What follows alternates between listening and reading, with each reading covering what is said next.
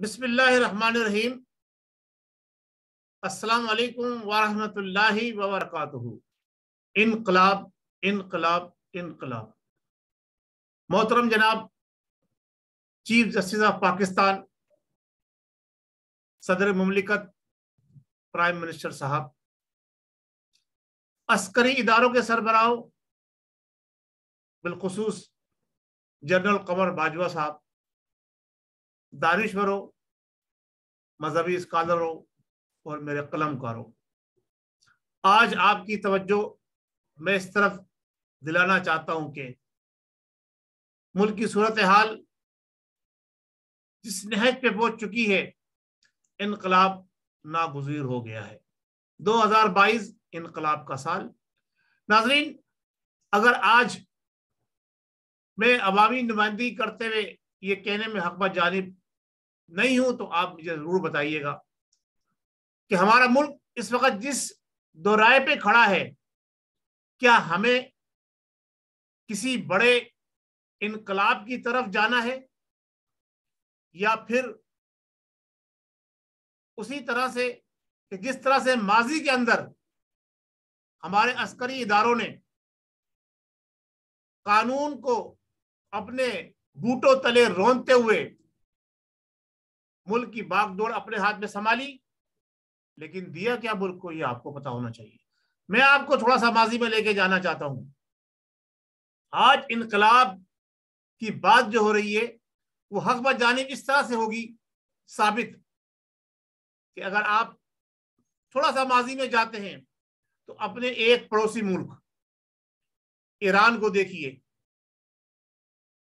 Iran के शहंशाह Shah Reza Pahlavi ने जब ईरान के अंदर उरियानियत, जिसे कहते हैं बेहयाई और शर्म हया को उरूज पर पहुंचा दिया, तो वहां पर इनकलाब आ गया।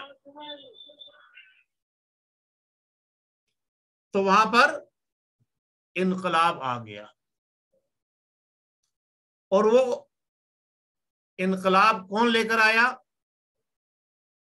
कोई फौजी इनकलाब नहीं था, वो था अवामी इनकलाब, वो था मजहबी इनकलाब।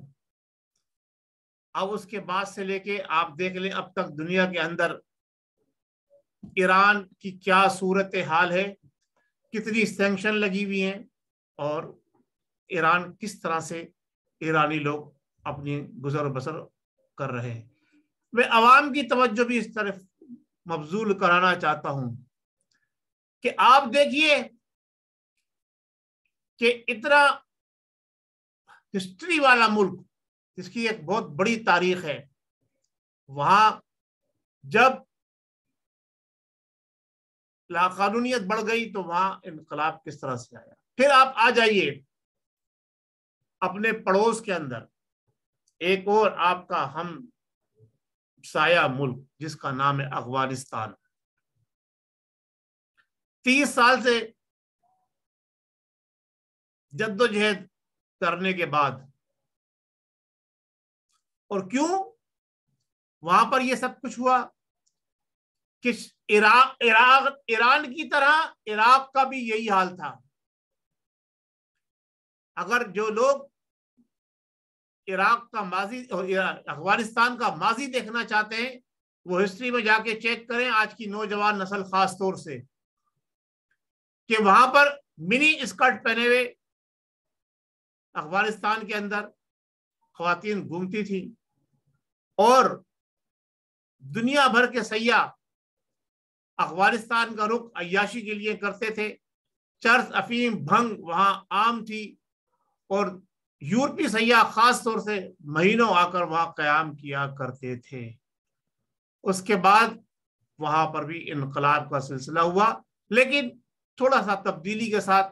एक तवील जंग उन्होंने पहले रशिया के साथ लड़ी और फिर दुनिया की 6 सुपर पावर्स और दीगर ममालिक ने मिलकर उन पर यलगार करी और 20 साल तक मुसलसल जद्दोजहद करने के बाद अब अफगानिस्तान के जिम्मेदारान, बाशऊर सारे लोग, बिलशमूल हमारे मजहबी स्कॉलर जो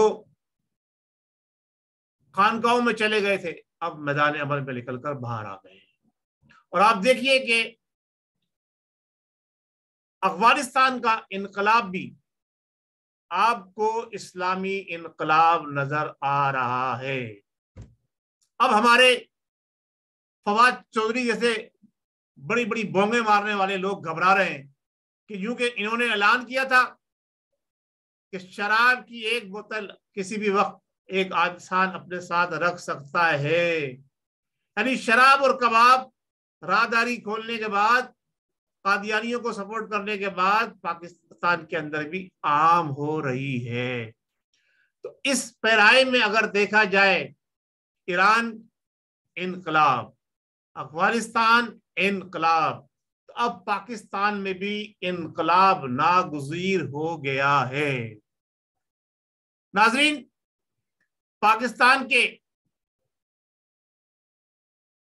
हालात पिछले 30 सालों के अंदर जिस नहज पे पहुंचे हैं, जनरल परवेज मुशर्रफ ने बेहयाई, बेशर्मी और आजादी के नाम पर जिस तरह से कौम का बेड़ा गर्क किया, उस पर सोने पे सुहागा इमरान नियाजी साहब की हुकूमत ने आके कर दिया कि अब शराब भी आम हो जाएगी, अब कबाब भी आम हो जाएगा। अब शबाब तो आम था ही पहले, और अब बेहयाई और बेगैरती और बेशर्मी जिस तरह से 3.5 साल में उरूज पे पहुंची है। अब मैं ये समझता हूं कि हमारे कौम के मसीहा, हमारे कौम के दानिशवर, हमारे कौम के जिम्मेदारान इस नहज पर पहुंच गए हैं कि अब पाकिस्तान के लिए भी एक इनकलाब जरूरी है। लेकिन यहां मसला ये है कि मौजूदा हुक्मरान जो हैं वो हमारे अस्करी इदारों के चाहने वाले हैं, उनके मन पसंद हैं। इनकलाब अवाम तो लाएगी नहीं, इनकलाब आएगा कैसे?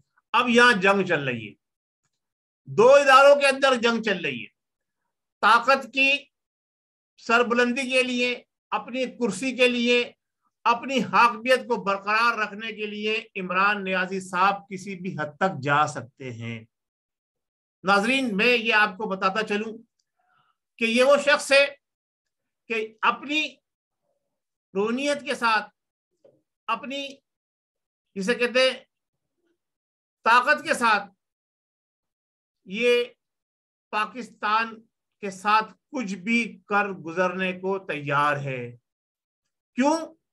कि एक तरफ इसको अस्करी इदारों की सपोर्ट हासिल रही जिसकी बदौलत ये इख्तिदार में आया, दूसरी तरफ इसने यहूद नसारा और कादियानियों को अपने हाथ में रखा हुआ है और उनके अहकामात की भी आहिस्ता आहिस्ता पैरवी करता जा रहा है। राहदारी खोली पहले, उसके बाद कादियानियों को जगह दी, और अब जनाब अली इस किस्म के इकदाम किए जा रहे हैं, कानून के अंदर तब्दीलियां की जा रही हैं, हमारे लिटरेचर के अंदर, हमारे तालीमी निसाब के अंदर, के यहूद नसारा उससे खुश हो।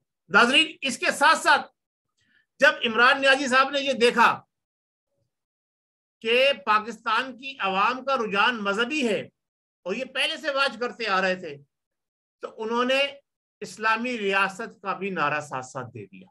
यानी एक तीर से तीन शिकार, एक तरफ यहूद नसारा को खुश करना, दूसरी तरफ कादियानियों को अपने हाथ में रखना, तीसरी तरफ सादा लोग मुसलमानों को धोखा देकर मदीने की रियासत के तस्वुर के अंदर क्या कुछ इस कौम के साथ खिलवाड़ कर जाना, ये इमरान नियाजी जैसे ही गैर जिम्मेदारान और इस्लाम दुश्मन लोगों का काम हो सकता है। लेकिन बात यहां पर यह आती है कि जैसे मैंने शुरू में आज का प्रोग्राम जो है बनाम किया है चीफ जस्टिस ऑफ पाकिस्तान, सदर और वजीर आजम। सदर और वजीर आजम से एक ही थाली के दोनों चट्टे बट्टे हैं।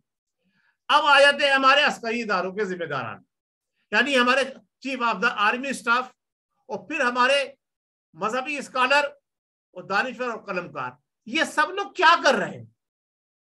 कब तक ये ख्वाब के अंदर रहेंगे, या कब तक ये कबूतर की तरह से बिल्ली को देख के अपना सर मट्टी में दबा लेंगे?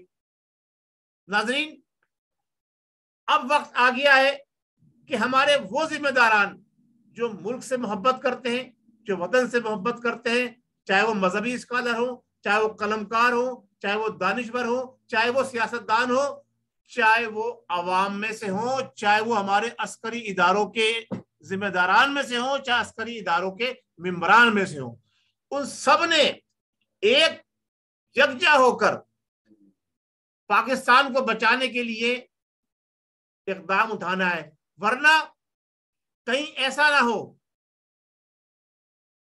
वरना कहीं ऐसा ना हो जहां बिल्ली और शेरों की लड़ाई का लोग मिसालें देते हैं, मैं ये कहूंगा यहां दो लंगूरों की लड़ाई, यानी अस्करी इदारों और अब मौजूदा हुक्मरानों की लड़ाई के अंदर कोई तीसरी कुव्वत फायदा उठाना ले। इमरान नियाजी साहब ने एक, मैंने कहा ना, मजहबी जमात को अपने हाथ में रखने की कोशिश की। आपने देखा होगा एक मजहबी जमात जो पिछले दिनों मैदान अमल में निकली, जहां हमारे नियाजी साहब ने यहूदियों, कादियानियों और नसरानियों को अपने हाथ में लिया हुआ, वहीं उस मजहबी जमात जिसने अपना पावर शो दिखाया, तहरीक लब्बैक वालों को भी अपने हाथ में लेने में वो काफी हद तक कामयाब हो गए।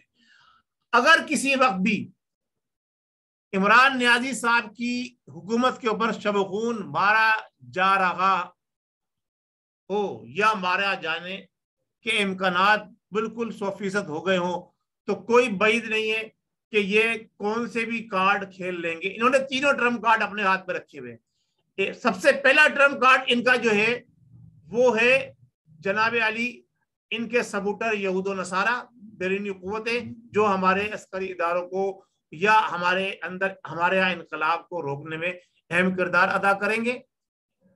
दूसरे नंबर पे इनका दोस्त यार, जिसे ये मुबारकबाद देते रहे इलेक्शन जीतने में, मोदी सरकार है, वो किसी वक्त भी सरहद के ऊपर कशीदगी पैदा कर सकते हैं। तीसरी जो कुव्वत है, अगर वाकई जब इन्हें यकीन हो गया कि कुछ ना कुछ हो गया गड़बड़, तो तीसरी कुव्वत जो है वो है जनाब अली इनके मजहबी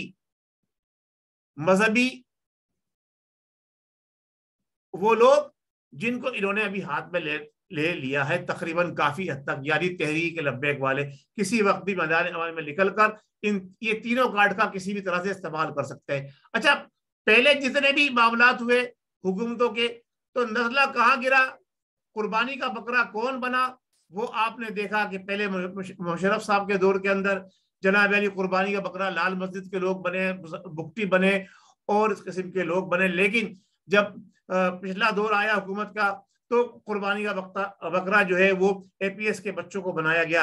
इस दफा मुझे लगता है कुर्बानी का बकरा कौन बनेगा, ये मैं बता दूं आपको, जो मेरी निगाहें काम कर रही है, जो मैं देख रहा हूँ, इस दफा कुर्बानी का बकरा पाकिस्तान के शहर कराची के अवाम बनने जा रहे हैं।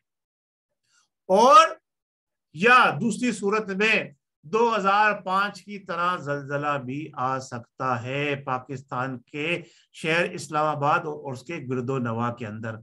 ये बात मैंने क्यों कही कि एक तरफ इमरान नियाजी साहब अपनी हर दड़मी दिखाते हुए किसी भी हद तक जाने के लिए तैयार है, दूसरी तरफ हमारे अस्करी इदारे भी अब किसी भी हद तक जाने के लिए यूं तैयार हो गए हैं कि अब उन्होंने इस बेलगाम घोड़े को, क्योंकि इमरान नियाजी साहब जो है इस वक्त उस बेलगाम घोड़े का, उस अड़ियल घोड़े का किरदार अदा कर रहे हैं जो अपनी पुट पर किसी को थोड़ी देर भी हाथ रखने नहीं दे रहा।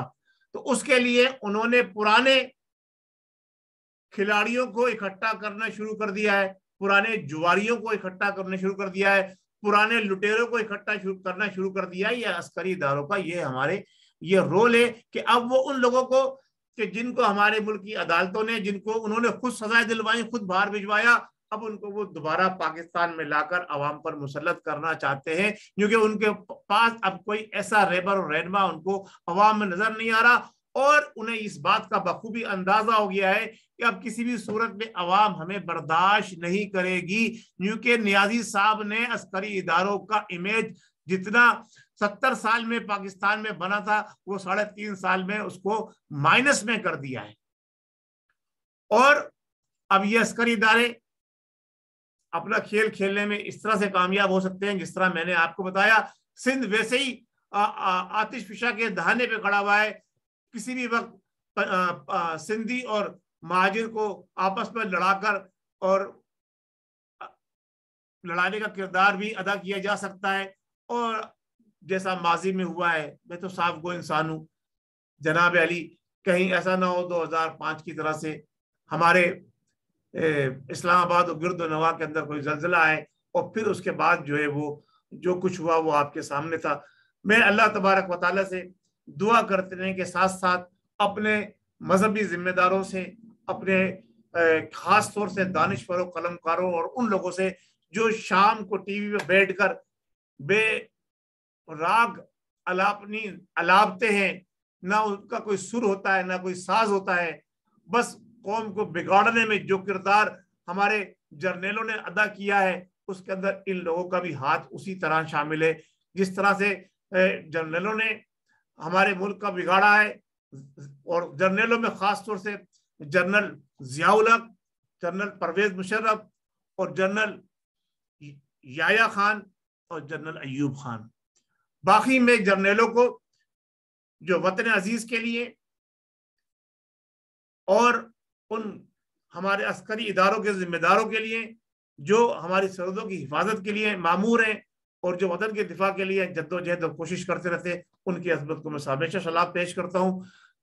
नाजरीन, आज का प्रोग्राम थोड़ा तवील जरूर हो गया है, लेकिन मैं आपको बता दूं ये इनकलाब नागुज़ीर हो गया है। खुदारा कोई ऐसा रास्ता निकालें, हमारे खास तौर से मजहबी और स्कॉलर और हमारे दानिश्वर के सांप भी मर जाए और लाठी भी ना टूटे और हम लोग जो है आराम से अपनी जिंदगी गुजार सके। वरना होगा क्या? मेरा सवाल ये है कि अगर पाकिस्तान को कुछ हो जाता है तो आप ये बताइए पाकिस्तान की आवाम का क्या जाएगा? पाकिस्तान की आवाम के पास तो ना रोटी है, ना कपड़ा है, ना मकान है, वो तो वैसे ही पिस रही है। थोड़े से और कट बढ़ जाएंगे, थोड़े और कम हो जाएंगे और रोते धोते फिर जनाब अली अपनी जिंदगी को जैसे तैसे गुजार देंगे। लेकिन सोचना उन लोगों को है जो आला इख्तिदार के नशे में डूबे हुए हैं, जो बड़े बड़े ओहदों पे फाइज हैं, जिनकी बड़ी बड़ी इंडस्ट्रियां, जिनके बड़े बड़े जनाब अली सियासी और मजहबी विंग चल रहे हैं, और जो दानिश्वर है और वो अस्करी इदारे हमारे किसकी हिफाजत करेंगे? प्राइम मिनिस्टर और सदर साहब किस पर हुकूमत करेंगे? हमारे दानिश्वर किसको दानिश्वरी दिखाएंगे? हमारे जनाब सियासतदान किस पर सियासत करेंगे? सोचना उन लोगों को है। अवाम का क्या है? अवाम तो पहले ही कट भरने के लिए तैयार है, अपनी जानें देने के लिए। उन्होंने पाकिस्तान बनाया था तो जानें दे के बनाया था, पाकिस्तान को बचाने के लिए भी जानें दे देंगे। आप अपना सोचिए आपका क्या बनेगा। अगर ये पाकिस्तान नहीं रहेगा तो आप किस पर सियासत करेंगे, किस पर हुकूम चलाएंगे, किस पे हुकूमत करेंगे, किस पर जनाब अली आप आगे अपनी दानिश्वरी झाड़ेंगे?